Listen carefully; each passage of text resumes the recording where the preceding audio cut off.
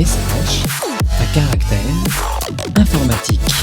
Message à caractère informatique. Bonjour, bienvenue dans ce nouvel épisode de Messages à caractère informatique, épisode numéro 111, an. Nous sommes le 19 août 2024 et aujourd'hui je suis accompagné de gens merveilleux tels que derrière Goldorak, Sylvain Voilès. Salut. Derrière ce dodécaèdre Rubik, Emmanuel Bosquet. Salut. Et derrière ce petit chat tout mignon, Erwan Rouillet. Bonjour. Bonjour tous les trois, merci d'être là. Bon, on va faire comme traditionnellement, on va se présenter. Sylvain, qui tu es? Tu es un habitué de Massy, je t'ai déjà vu par ici plusieurs fois. Ouais, alors je sais plus si c'est le 3e ou 4e Massy que j'enregistre. Sylvain Vallès, moi je suis à Toulouse, dans la banlieue de Toulouse, voilà, il y a de la verdure derrière moi. Et je travaille chez Elastic depuis 8 ans bientôt, où je suis tech lead dans l'équipe des SDK, donc les librairies clients. À chaque fois que vous utilisez une librairie client chez Elastic pour utiliser Elasticsearch, c'est mon équipe qui s'en occupe. Voilà. Nickel. Emmanuel, qui tu es? Bonjour, je m'appelle Emmanuel Bosquet. Je suis chez Clever depuis 3 ans et quelques. Je suis dans l'équipe trafic et ma principale responsabilité avec le reste de l'équipe, c'est que le trafic arrive aux applications et aux bases de données sans encombre. Sacrément important. tant que ça fonctionne, on ne sait pas qu'on existe, et dès que ça pète, c'est notre faute. Et nous utilisons pour ça principalement comme objet d'intérêt le reverse proxy codé en Rust qui s'appelle Sozu. Nickel. Et Erwan? Bonjour, moi c'est Erwan, j'ai rejoint Clever depuis quelques temps maintenant, c'est mon 2e Massy auquel je participe. Yes. Et du coup je m'occupe chez Clever de la croissance internationale. Nickel. Et moi, c'est, comme d'habitude, Horacio González, blablabla, accent espagnol perdu en Bretagne et tout ça. Je m'occupe de la partie de Frel chez Clever Cloud. Et on a un joli épisode de Massy aujourd'hui, an 111, en plein été. Donc, on a quelques news, mais on va aussi beaucoup parler d'autres sujets. Et en connaissant les gens autour de la table, je pense que la domotique et les hacking électroniques va prendre une petite partie de tout ça. Et justement, qui t'a parlé de hacking? On a tous des histoires bizarres de debugging, mais à ma connaissance, l'histoire originale de debugging, c'était quand ils ont trouvé un vrai bug, un vrai insecte dans un ordinateur. Et je pensais que ça arrivait dans les années 50 du siècle dernier. Je ne pensais pas que ça pouvait arriver encore aujourd'hui. Il se trouve que Sylvain, tu nous as partagé sur Twitter une histoire très drôle qui est arrivée avec ta machine à laver. Exactement. Cette semaine. Tu nous racontes? Oui, alors ça faisait quelques temps que... Vous savez, les machines à laver, donc c'est une machine à hublot, chargement frontal. Quand on ferme la porte et qu'on lance la machine, ça se verrouille. Alors, il y a une raison très simple, c'est que en gros, la machine à laver ne va pas démarrer tant que c'est pas fermé pour éviter que la flotte se répande dans votre maison, ce qui est un petit peu normal. Donc, en gros, le système de verrouillage, alors je l'ai découvert en le démontant, c'est intéressant parce que c'est non seulement un verrouillage, mais c'est aussi un interrupteur qui vérifie que la porte est bien verrouillée. C'est-à-dire que si jamais le verrouillage ne se fait pas et que la machine détecte qu'il y a un problème à ce niveau-là, elle démarre pas. Donc nous, on avait sur notre machine des problèmes des fois un peu aléatoires où elle affichait une erreur E61. Allez, les célèbres erreurs est quelque chose de machine à laver. E61. Et donc, je vais voir la notice, E61, problème de verrouillage de porte. Ok. Et je fais quoi avec ça? Donc, et ça arrivait, alors, de temps en temps, le fameux coup de latte sur la porte, ça a résolu les choses. Toujours. Voilà, un petit peu de violence physique sur les machines, ça leur fait pas de mal.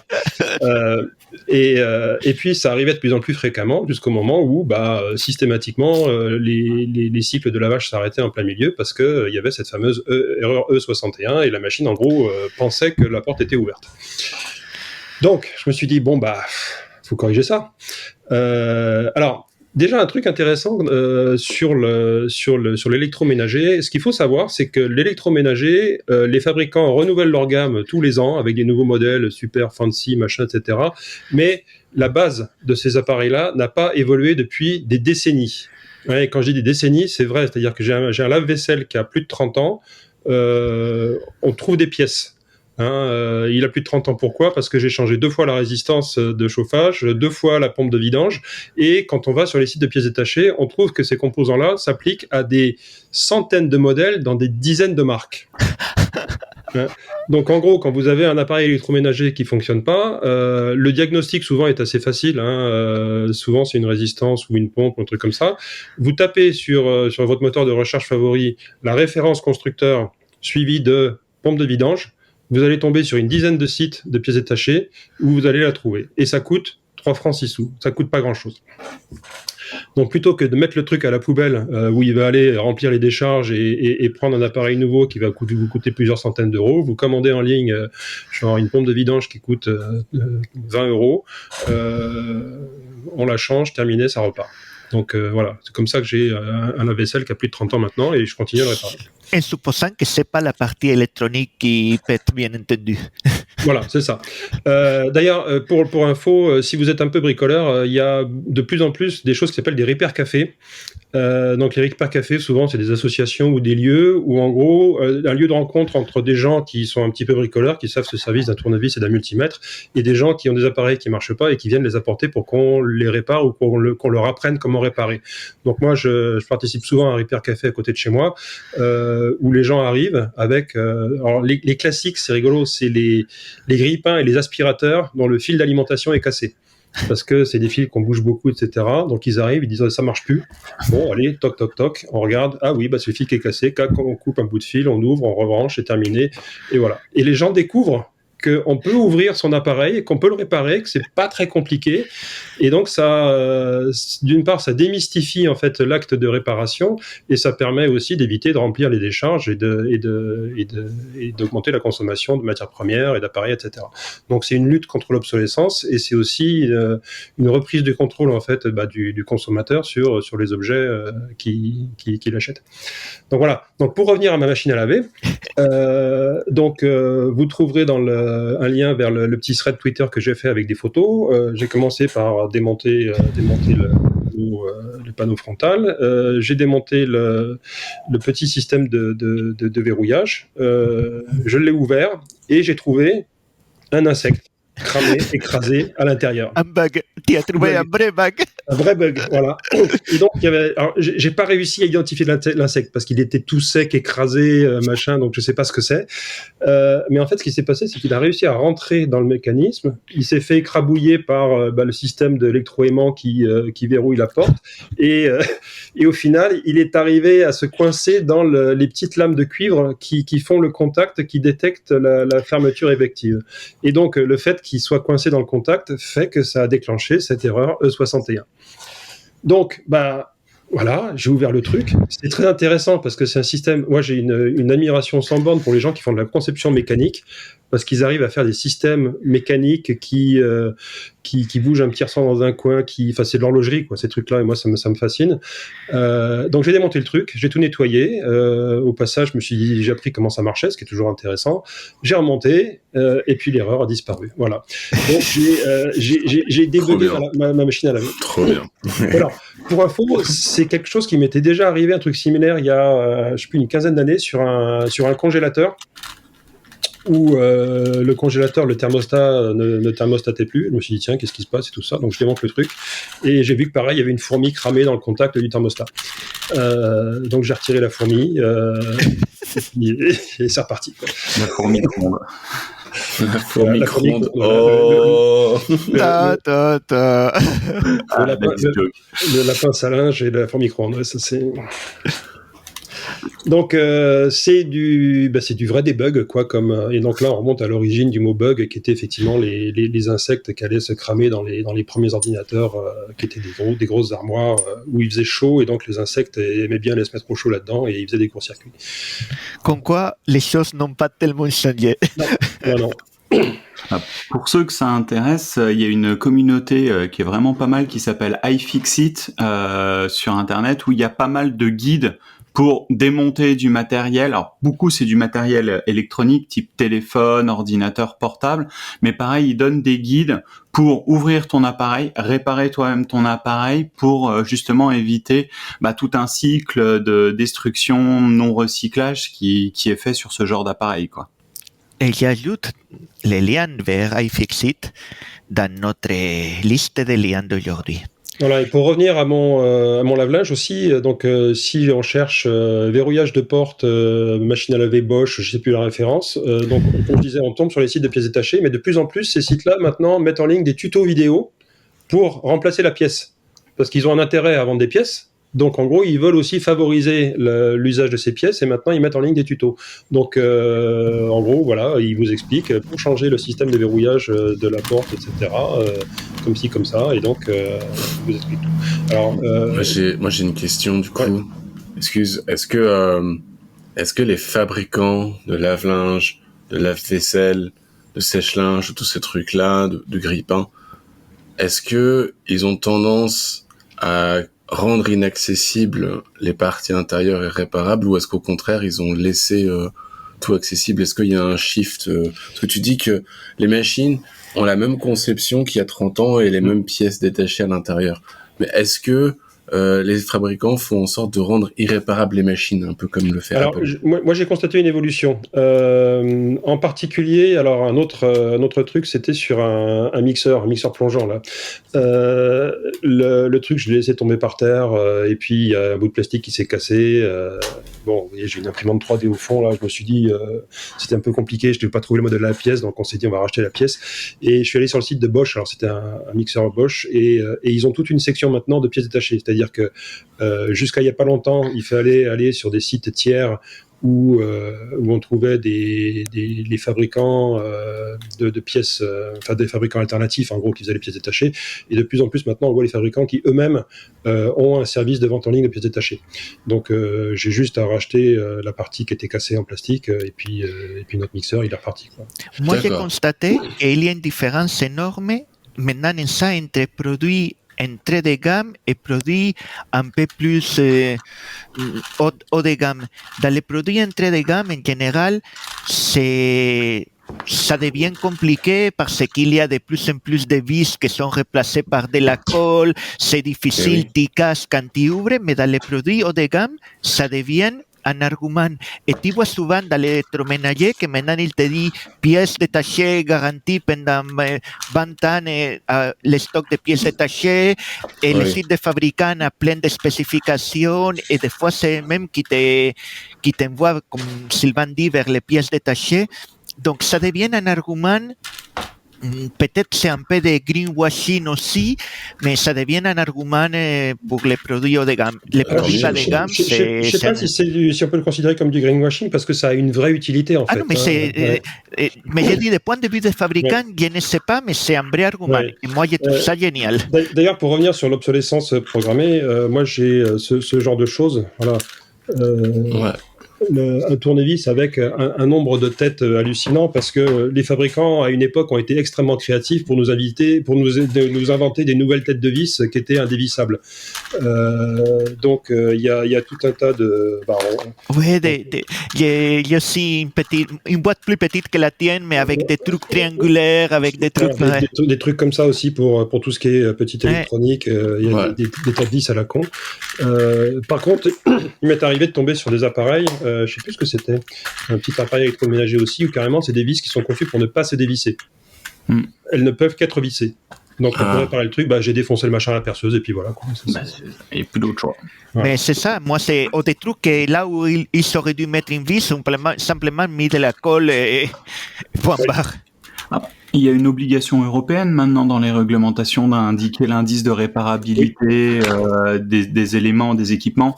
Donc de toute façon, on va aller de plus en plus vers ça parce que pour la planète, de toute façon, c'est un plus, mais également les gens sont de plus en plus sensibles à ça parce que, comme le disait Sylvain, entre réinvestir dans une machine à plusieurs centaines d'euros ou mettre 20 € pour réparer ta machine, le choix il est économique avant d'être écologique, quoi. Donc de plus en plus de gens n'ont pas le choix que de faire ça.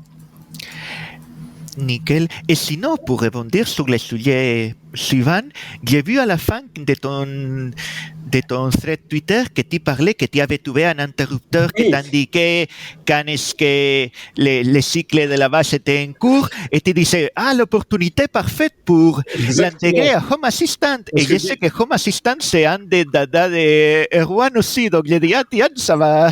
Voilà, parce que du coup, j'ai découvert qu'il y avait effectivement un interrupteur dans ce système de verrouillage. C'est pas seulement un verrouillage, mais il y a aussi un interrupteur qui a un capteur qui vérifie que c'est bien fermé. Et ce que j'ai vu aussi, c'est que ce contact est fermé pendant toute la durée du cycle de lavage. Donc, à partir du moment où tu as ce genre de choses, tu te dis, je peux récupérer. C'est une information qui me dit, il y a un cycle de lavage en route. Et cette information, tu peux la récupérer. Donc là, il faut que je dois brancher un optocoupleur pour la ramener sur Home Assistant, mais en gros l'idée ça sera ensuite d'avoir une notification sur le téléphone disant la lessive est terminée. Alors excellent. Ma femme me dit ça sert à rien, de toute façon elle fait tut quand elle a fini, mais je sais qu'au bout de 2 semaines elle sera accro, quoi. Ça c'est Ah ouais, c'est super utile. Moi, j'ai ça sur ma machine à laver, lave-vaisselle, sèche-linge.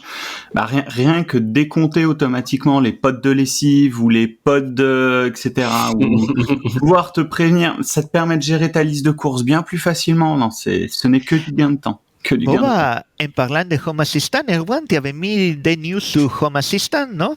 Alors tout à fait, Home Assistant, comme tous les mois, a sorti une nouvelle release. Là, on est sur la release d'août, donc 2024.08. Et il y a eu beaucoup de changements sur celle-là. Pour ceux qui sont déjà habitués à Home Assistant, la première chose qu'ils ont fait, que j'ai trouvé très intéressante, c'est qu'ils ont renommé un certain lexique, un certain jargon, ce qu'on était habitué à Home Assistant. Les gens qui ont l'habitude de programmer en API, ça les choquera pas, mais pour appeler une action, on appelait un service. Ce qui était assez logique, tu avais un service lumière, un service fan, un service switch, etc., etc. Là, ils l'ont renommé tout simplement en termes action, parce que ça parle justement au plus grand nombre des gens, pas forcément aux initiés de la programmation. Et ça, c'est vraiment intéressant parce que c'est un shift que Home Assistant est en train de faire, et ils ont décidé également de devenir une fondation.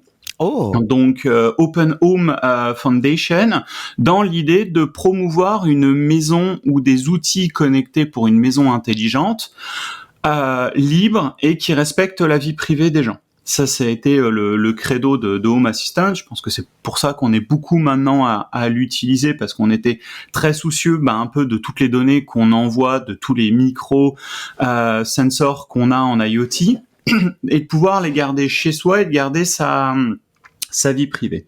Et donc là, ils sont en train d'amalguer pas mal de projets satellites autour de Home Assistant. Le premier qui a rejoint la Foundation, ça a été ESP Home. On en parlait avec Sylvain. C'est des petites cartes Wi-Fi qui coûtent $2-3 en fonction de là où vous les achetez, et qui ont la capacité d'être programmé très facilement et de pouvoir être mis à jour. Voilà, exactement ce genre de modèle.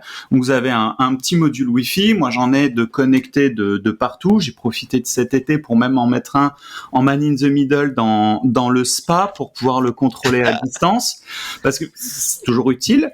Et c'est vraiment très intéressant. Il y a aussi tout le protocole Wyoming qu'ils ont rajouté sur cette brique de Foundation. Pour ceux qui connaissent pas le protocole Wyoming, c'est tout un protocole qui a été mis en place pour ce qui est l'assistant vocal de Home Assistant. Et dans cette version d'août qu'ils ont sorti, ils ont rajouté le support de OLAMA et également surtout du modèle Lama 3.1 qui est sorti. Et il me semble que c'est toi, Horacio, qui en parlait il y a quelques épisodes en arrière, mais que d'un point de vue écologique, ce serait intéressant que plutôt que d'utiliser des gros modèles très lourds qui utilisent beaucoup de capacité à l'extérieur, avoir un petit modèle chez soi qui tourne avec une vieille carte graphique qu'on a qui traîne dans le coin, et pas inintéressant. Et c'est l'avantage du modèle Lama 3.8b qui est maintenant compatible avec Home Assistant, c'est que du coup, on peut avoir un assistant vocal qui est capable de gérer la maison et avoir des actions sur Home Assistant sans avoir un gros modèle qui tourne derrière. L'avantage que ça a, c'est que ça vous permet d'aller un peu plus loin que des fonctions vocales classiques type Alexa. Alexa, c'est vraiment des mots et des séquences qui sont reconnus pour déclencher des actions. Allume lumière un tel dans telle pièce. Là, avec le modèle Ollama et le 3 points Lama, vous avez la possibilité de dire, bah tiens, là, je suis dans mon bureau et j'ai chaud. Et automatiquement, Lama, il va dire, ah ok, t'as chaud dans cette pièce-là, eh ben je te ferme le rideau et je t'allume la lumière. Parce qu'il est capable justement de comprendre votre besoin et de comprendre les interactions qu'il a avec la maison et les actions qu'il a en fonction de toutes les entités que vous avez pour contrôler. Et ça, c'est justement excellent parce que c'est ce qui va permettre d'avoir des petits modèles qui tournent chez soi, qu'on va pouvoir personnaliser, qui garantissent notre vie privée et qui ont un vrai plus. C'est pas juste du gadget simple, mais vraiment quelque chose qu'on va pouvoir customiser et améliorer au travers d'automatisation, etc. Et qu'en plus, comme tu as bien dit, ils n'ont pas besoin de 50 GPU dernier cri dans un data center à l'autre bout du monde. Ça tourne dans une petite machine chez toi.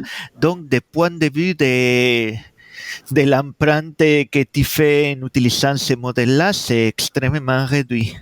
Ouais. Tout à fait. C'est une utilisation plutôt vertueuse des modèles IA.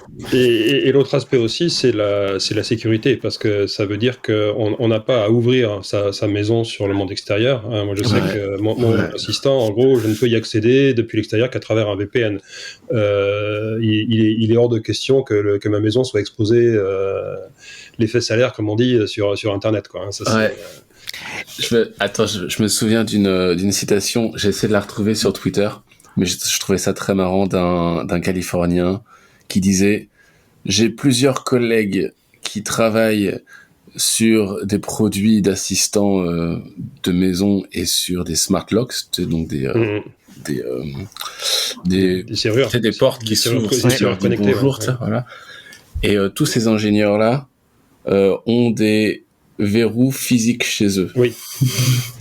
Tu sais, comme la blague aussi qui dit à quoi on reconnaît un informaticien, c'est pas celui qui a un smartphone avec tout connecté, etc. C'est celui qui bosse sur un petit laptop avec uniquement un terminal et qui a un pistolet chargé à côté de son imprimante pour la chuter au cas où elle commence à faire des choses bizarres, quoi.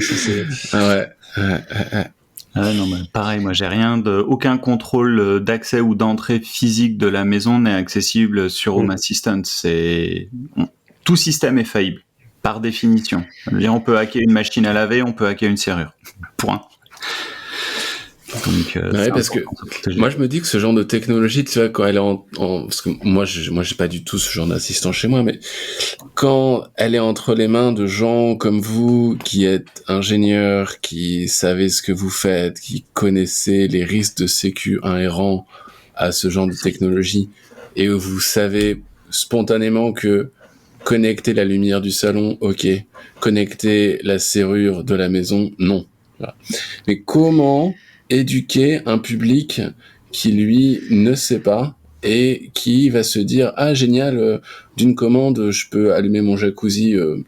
Du coup, je pourrais aussi bien rentrer chez moi et puis j'ai les mains pleines de courses. J'ai envie d'avoir une porte d'entrée qui me dise « Bonjour Emmanuel, attends, je t'ouvre la porte. » tu vois.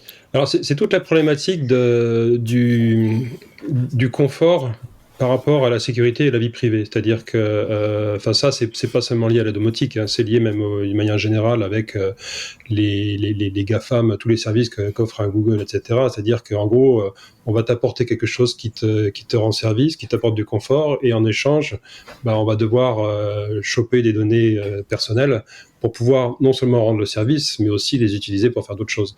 Donc là, il y a un équilibre très subtil à trouver. Alors effectivement, nous, étant dans la tech, on est capable d'avoir ce jugement, encore qu'on se laisse facilement avoir aussi, hein.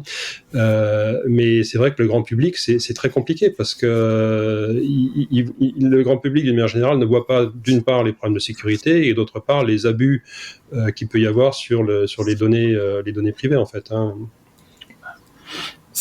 Je pense que la meilleure solution, c'est de toujours imaginer le worst case scénario sur ce que tu peux faire et de ce qui peut être apporté. On l'a vu avec les voitures quand elles se sont mises à s'ouvrir toutes seules quand tu es pas loin, etc. Où ça a été des systèmes qui très vite ont été piratés par des gens parce qu'ils ont intercepté des signaux ou parce que le Bluetooth, par exemple chez Ford, était très mal sécurisé à une époque.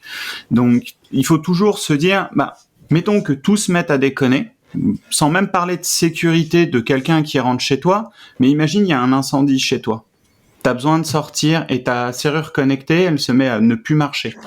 Bon, tu peux toujours passer par la fenêtre, on est d'accord, il faut bien évidemment pas être bête. Mais je veux dire, il y a un risque de sécurité. Donc, c'est toujours vraiment à imaginer, ok, si ça se met à déconner, qu'est-ce qui se passe et quelles sont les conséquences de ça se met à déconner? Je pense que c'est le moyen le plus simple d'imaginer la situation. Alors là-dessus, ça me rappelle un truc que j'ai vécu, moi, il y a une dizaine d'années, 15 ans, je bossais dans une start-up, on était un peu dans un incubateur de start-up, et il y avait une autre boîte qui faisait un produit d'ouverture à distance de portail pour des résidences et trucs comme ça. Donc le système, c'était que tu appelais sur un numéro, ça répondait pas, mais ça détectait en gros le numéro appelant et ça ouvrait le portail. Et un jour, le CTO de cette boîte vient me voir en me disant « Ah tiens, qu'est-ce que tu connais comme solution d'hébergement, etc. » Parce que on se pose des questions sur la disponibilité de tout ça. Je lui dis, mais alors, c'est quoi votre infrastructure aujourd'hui? Il me dit, on a juste une Dedibox. Je dis, pardon, t'as de la redondance? Non, parce que il faudra mettre une deuxième, ça coûte cher. Je dis, ça coûte cher, 30 balles par mois, quoi. C'est quoi une Dedibox? Dedibox, c'est les serveurs... Dédiés online, les petits serveurs chez online. C'est des serveurs pas chers chez online. En ligne, chez Free, en fait. D'accord, ok, d'accord. Okay. Et je lui dis, mais vous êtes fou, quoi. Je lui dis, attends, votre truc, il sert à ouvrir des portails. Imagine, votre machine est en carafe. Il y a, par exemple, une femme enceinte qui est sur le point d'accoucher, qui veut sortir de chez elle. Le portail s'ouvre pas, quoi.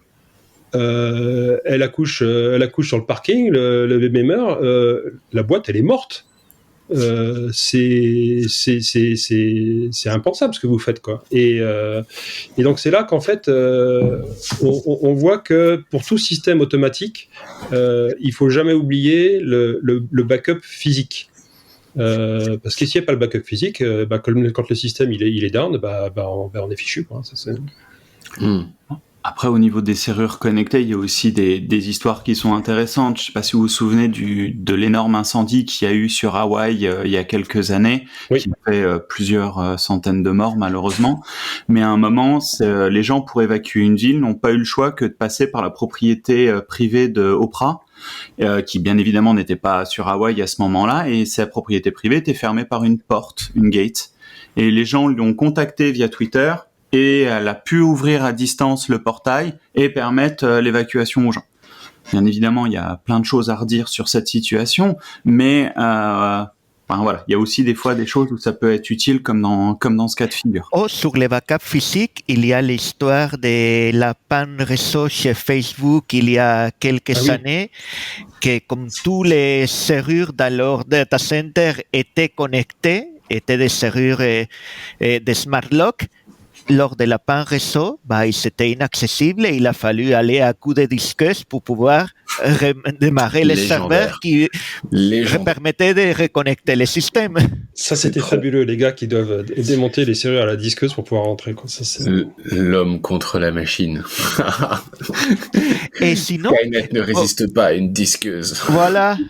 Et au niveau des Home Assistant, un des problèmes, parce que ma maison elle est vieille, il n'y a pas beaucoup de dispositifs connectés, mais quand je m'étais intéressé, j'avais vu qu'il y avait beaucoup de Wallet Garden encore, dans le sens où chaque fabricant faisait leur gamme de produits avec leur propre box et tout ça, et la plupart des mondes qui se lancent sur la domotique, un peu par facilité, j'ai l'impression, ils prennent ce type d'options. Ils vont à leur magasin de bricolage local et ils chopent tous les produits de la même gamme et les installent. Aujourd'hui, comment est la situation par rapport à la compatibilité? Les constructeurs font un effort, ils s'ouvrent des API, ou c'est encore aussi fermé qu'il y a 2 ou 3 ans? Moi, je trouve que c'est de plus en plus ouvert, personnellement. Les API sont accessibles et plutôt bien documentés pour certains. Il y a encore des constructeurs qui ne jouent pas du tout le jeu. Hein. Je pense par exemple à iSense qui a tout verrouillé et qu'on ne peut rien accéder. Mais beaucoup d'éléments sont accessibles sur pas mal d'accès. Je pense à Gardena, Philips, Airfry aussi maintenant sont plutôt bien documentés. Mais il y a aussi maintenant le protocole Matter.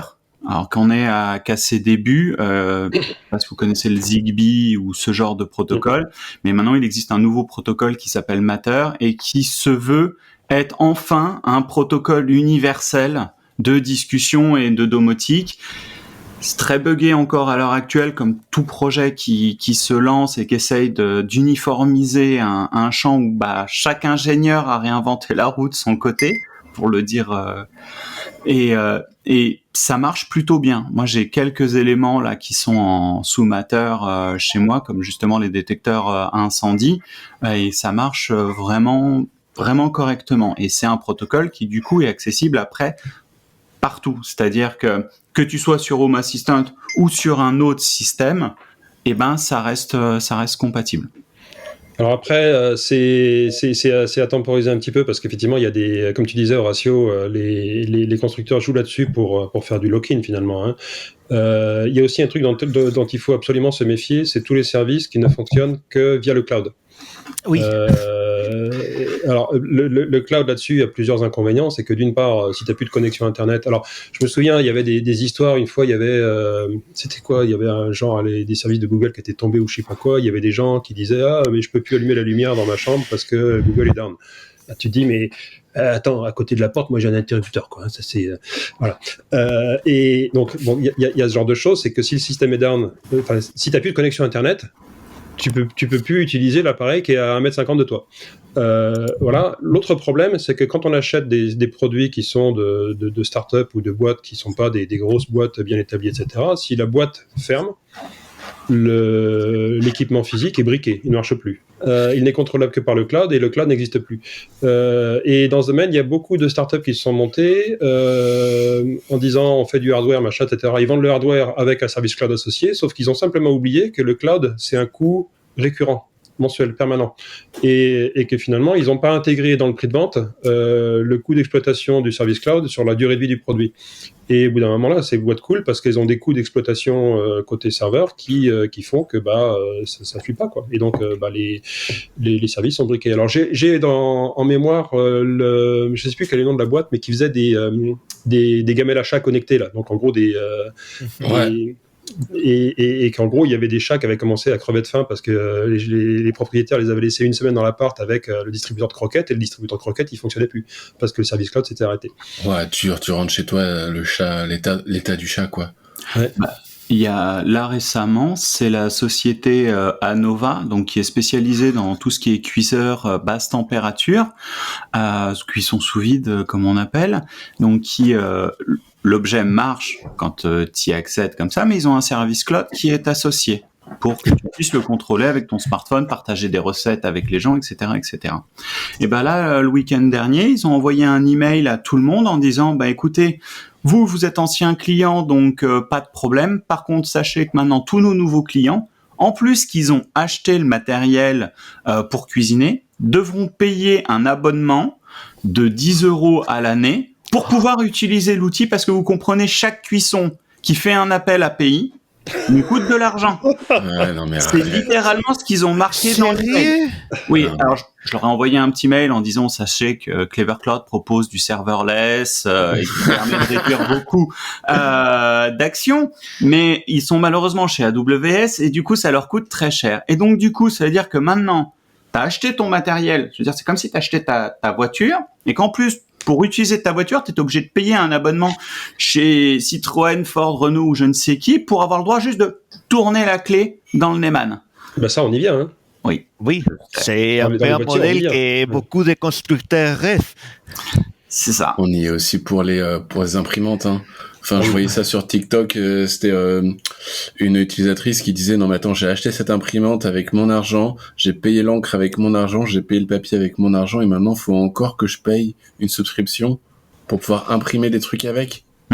Et j'avais vu un truc sur les imprimantes HP où tu peux, t'as le service de livraison de cartouches d'encre à la demande comme ça. Donc en gros, l'imprimante envoie des infos de niveau et il t'envoie automatiquement les cartouches de renouvellement. Si tu suspends l'abonnement, même si tu as encore de l'encre dans les cartouches, l'imprimante est briquée instantanément.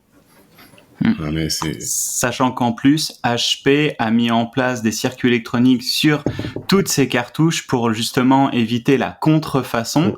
Et même si tu vas avec une cartouche compatible mais fabriquée par un tiers, la machine se brique pensant qu'il y a eu un piratage de l'imprimante. Et en plus, à chaque fois que la technologie elle est dépassée, qu'ils arrivent à faire des cartouches compatibles, 2 ou 3 mois après, il y a une mise à jour de firmware qui te les brique à nouveau. Donc, c'est un peu la course parce que j'ai une épouse en site, donc on imprime beaucoup à la maison, on a une grosse imprimante HP et à chaque fois, les cartouches compatibles, ça dure pendant 1 ou 2 mois et après, non, la technologie change et... Je déteste les imprimantes. Je déteste tout le monde toutes déteste les imprimantes. Sauf les imprimantes laser. Avec un toner, tu sais, qui coûte cher, mais il tient pendant plusieurs années. Il y a coûte une 60 technologie balles, mais... intéressante maintenant. Il y a des imprimantes à jet d'encre dans lesquelles tu remplis toi-même l'encre. C'est des imprimantes et ce n'est plus des cartouches, c'est des dépôts d'encre et tu remplis à la bouteille. Trop bien. Et là, c'est justement une réponse que je trouve plutôt saine parce que là, tu n'as pas matériel. Heureusement, ils ne font pas encore une analyse chimique de l'encre pour voir si c'est l'encre originale ou pas. On y viendra peut-être un jour, mais pour le moment, tu peux remplir avec n'importe quelle encre et ça va le faire. Nanoparticules RFID, tu sais, dans l'encre pour détecter. Je vois bien le truc arriver, moi. Ah, horrible. Non, c'est demain, c'est pas horrible, c'est demain. Oui, c'est ça. Et il y a quelques années, on aurait dit que c'était Black Mirror. Maintenant, c'est demain. Après, c'est comme tout, toutes les technologies évoluent, les choses évoluent, mais de toute façon, le business reste le même. Enfin, on a connu ça dans les années 80 avec le début des imprimantes, où chacun y allait avec ses cartouches. Il y a toujours un verrouillage pour continuer à vendre des trucs. C'est naturel, ça fait partie de leur business plan derrière. Et on n'est pas prêt de s'en sortir, en fait. Il y a que, de toute façon, des choses comme ils l'ont fait pour les cartouches d'encre à une époque, mais des réglementations européennes qui imposent des éléments. Après, c'est une bataille juridique qui s'engage. Par exemple, HP, le coup qu'ils ont fait à briquer des imprimantes, ils étaient contre le droit européen, mais ils se sont défendus en disant que c'était pour protéger la sécurité de leurs utilisateurs. Oui, parce qu'un cartouche pirate pourrait être méchant. Ah bah, tout à fait. Il pourrait imprimer des choses qui ne sont pas bonnes. Ou même savoir ce que tu imprimes, mon Dieu. Tu vois, c'est surtout ça leur inquiétude. Mais ouais, pour alimenter des LLM. Exactement. Imagine ton imprimante qui se met à miner du Bitcoin et puis qui t'imprime les billets après. Bien. Sur ça, on va... Question de ne pas faire un épisode complet sur la domotique, on va passer à d'autres news. Et je vois qu'il y a un lien autour de Proton, les liens derrière Proton Mail et Proton VPN et d'autres, qui deviennent une fondation, une non-profit foundation. C'était toi qui avais mis les liens, Erwan? Tout à fait. Donc, pour ceux qui ne connaissent pas Proton, à la base, c'est un système d'envoi de mails chiffré entre pairs, avec du GPG derrière, mais qui se veut facile d'utilisation. T'as pas besoin de taper de lignes de commande ou de récupérer des clés ou d'avoir un plugin supplémentaire comme Mailvelop ou autre pour recevoir et déchiffrer tes emails. Cette application, elle a été développée par des scientifiques du CERN il y a une dizaine d'années maintenant, ou plus, et qui étaient vraiment soucieux de s'échanger des informations tout en gardant leur vie privée. Donc, ils ont développé cet outil-là. Maintenant, 10 ans, 15 ans plus tard, avec l'arrivée de Microsoft 365, Google Workspace, etc., Proton avait besoin de stuffer un peu sa gamme pour proposer une suite d'outils pour permettre à chacun de gérer sa vie privée. Donc, ils ont lancé des services de VPN, des services de gestion de mots de passe, toute une suite d'outils de doc, Word, Excel et PowerPoint pour ne pas les citer, et le tout chiffré et pour permettre à tout le monde de les utiliser. Une fois que ces produits existent, il faut aussi rassurer son public et ses utilisateurs. C'est-à-dire que, oui, nous, notre modèle est vous payez, mais on protège votre vie privée. Mais derrière, nous, on n'a pas dans l'idée non plus de s'enrichir, en fait, sur votre dos. Et donc, du coup, ils ont décidé de vraiment rassurer tout le monde et de garantir les choses dans le marbre en devenant une fondation à but non lucratif pour justement garantir que le code et les produits qu'ils ont faits ne vont jamais dépasser un stade lucratif. Il faut savoir que beaucoup de choses de Proton existent en open source. Par exemple, l'interface web de Proton est hébergeable par n'importe qui. Vous avez juste besoin d'avoir un serveur web, vous, derrière, qui gère toutes les fonctions IMAP classiques. Et ils ont, comme ça, garanti toute une suite d'outils pour protéger la vie privée des gens et de s'assurer que, ce qu'ils ont construit, ce qu'ils ont créé, ne va pas un jour être détourné. Donc, il faut savoir que Proton est suivi par la Confédération helvétique et l'Union européenne, et que du coup, c'est en Suisse un des outils obligatoires d'être utilisé par la Confédération helvétique. Parce que justement, ça permet contrairement aux GAFAM, de garantir la sécurité de l'information et de la vie privée. Est-ce que tu es en train de dire que le gouvernement suisse utilise Proton ? Oui. Ah, c'est cool ça. Ils l'ont annoncé il y a quelques temps, où maintenant ils ont réussi à mettre ça en place de plus en plus dans les sphères des différents gouvernements fédéraux de la Suisse. Super cool. Mais comme tu as eu en Allemagne, si tu veux, les universités qui ont eu l'obligation de passer sur des solutions comme Nextcloud pour justement permettre la sécurité de l'information dans les universités. Donc c'est vraiment quelque chose qui est vraiment bien construit, bien fait. Dessus, ils ont quand même rajouté pas mal de briques et ils participent à énormément de projets. Parce que ils utilisent des briques comme Tor et autres, et donc du coup ils ont vraiment essayé de bundle dans un cadre juridique justement leurs produits pour permettre à cette fondation de continuer d'exister et de permettre une vraie gouvernance de la donnée, mais à un but non lucratif. Wow. Cool. Et donc, du point de vue des utilisateurs, à part être rassuré, ce qui est une très bonne chose, rien ne change. Rien ne change. Ils vont pas augmenter vos cotisations au-delà de ça. Ils ont maintenant en plus des offres famille qui sont très intéressantes, où tu peux avoir plusieurs membres de ta famille liés à ce système-là. Et pour les jeunes couples, ils ont lancé aussi maintenant une offre de couple, où pour 2 personnes qui sont soucieux de protéger leur vie privée, ils ont lancé une petite offre qui est pas très très chère en plus. J'ai plus les chiffres en tête, mais qui est très intéressante et qui permet comme ça d'avoir tout ton coffre numérique de documents, de mots de passe, de VPN liés et hébergés en Suisse. Excellent. Alors, bien évidemment, ce qui veut dire que être hébergé en Suisse respecte aussi quelques lois et quelques réglementations. Être sur Proton ne vous garantit pas un anonymat. Je tiens vraiment à le préciser. C'est très régulier que Proton reçoit des lettres de la police européenne et ou française pour demander des investigations.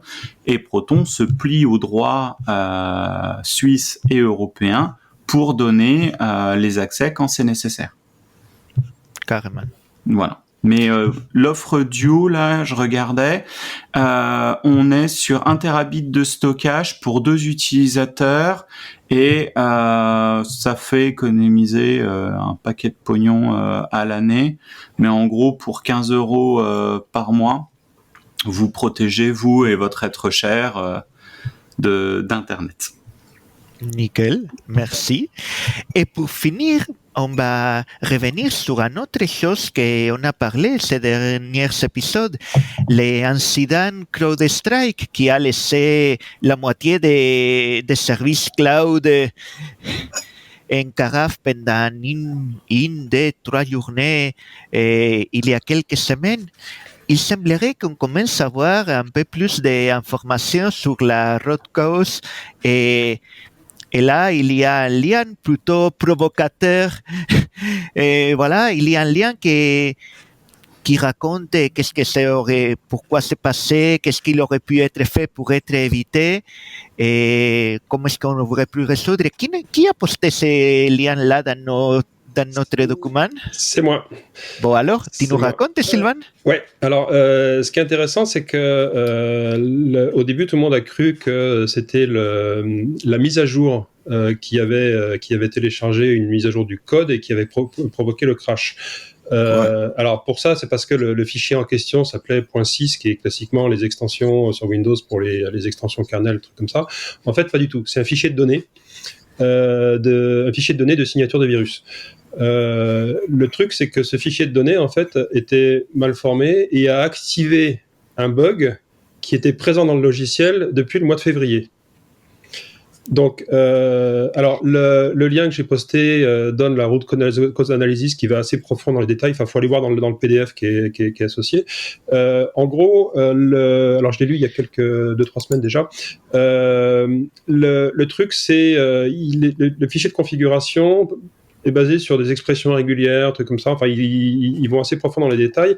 Et ce qu'il disait, c'est que le code était prévu pour gérer jusqu'à 20 configurations. Et le fichier en contenait 21, ou contenait une référence vers le 21e. Blackjack. Voilà. Et ce qui s'est passé, c'est que, en gros, on s'est trouvé avec un array index out of bounds. Voilà. Donc, qui, le code étant en C++, s'est traduit par un accès mémoire invalide. Alors, heureusement pour eux, l'adresse en question était 0, ce qui fait que ça a fait une violation d'accès à la mémoire au niveau du kernel, donc qui a effectivement planté le kernel. Mais par contre, si ça avait été allé taper dans une mémoire arbitraire, ça aurait pu faire n'importe quoi. Dieu sait quoi. N'importe quoi. Alors, donc c'est intéressant parce qu'en fait, pourquoi est-ce qu'il y a le bug ? Il y a 2 choses. C'est que d'une part, leur agent qui tourne sur la machine, donc le driver kernel, d'une part, ne fait pas assez de validation des fichiers de configuration qui lui arrivent, et d'autre part, il y a cette faille en fait, qui a provoqué un accès mémoire en dehors de la zone autorisée. Donc du coup, tous les fanas de Rewrite It in Rust sont sortis du bois en disant ouais, si c'était en Rust, ça serait jamais arrivé, etc. Alors, moi j'aurais envie de dire mais oui, évidemment, mais en fait non. Mais en fait non. Non. Mais en fait non. Alors, on va moi même si je suis un énorme fan de Rust, on va temporiser un petit peu l'enthousiasme de tous les gens qui disent faut le réécrire en Rust parce que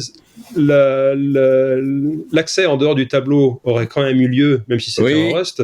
Simplement, le test aurait été effectué en Rust et aurait provoqué une panique, donc un crash.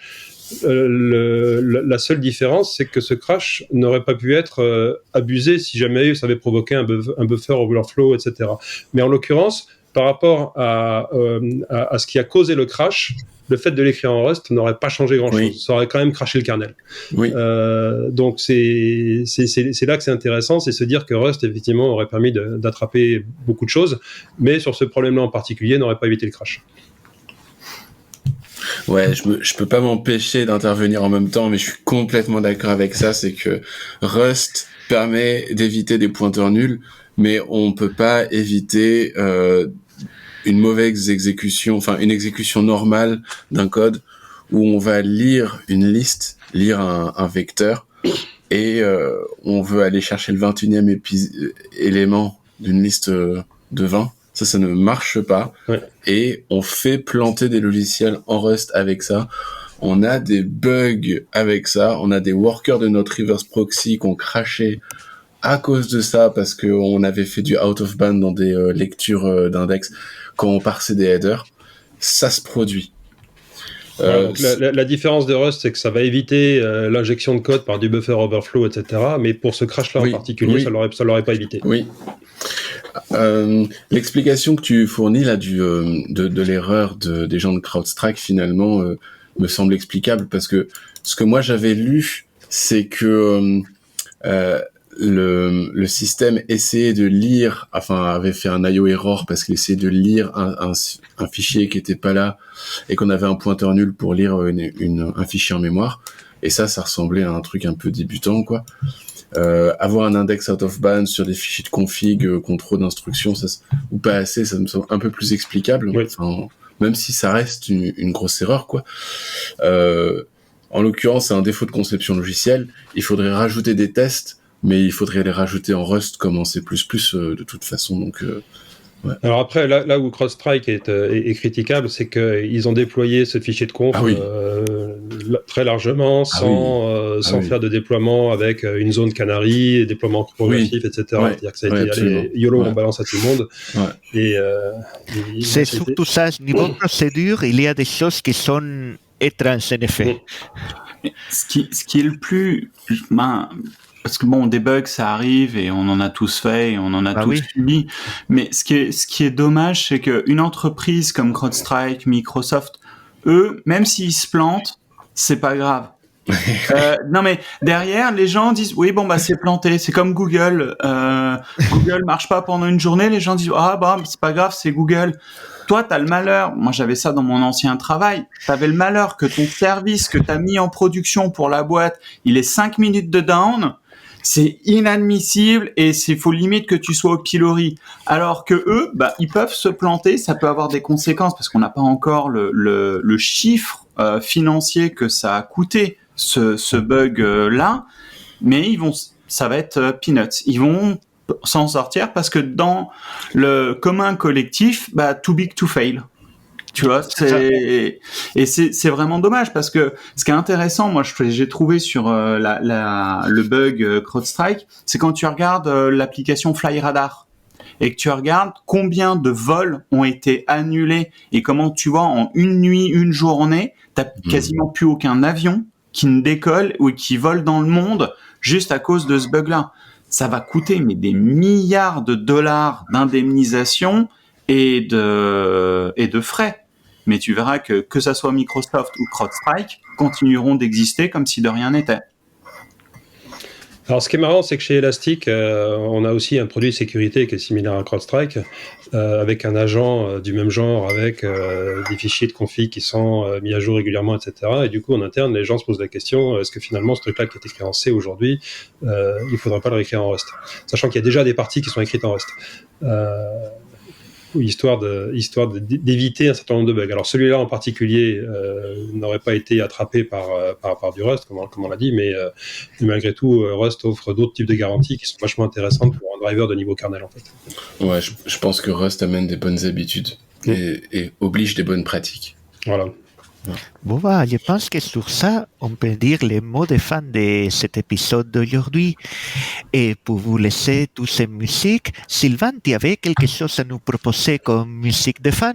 Alors, j'ai proposé deux choses. La première alors. C'était quoi la première? Attends, c'est Popcorn, c'est ça, non? C'est Popcorn.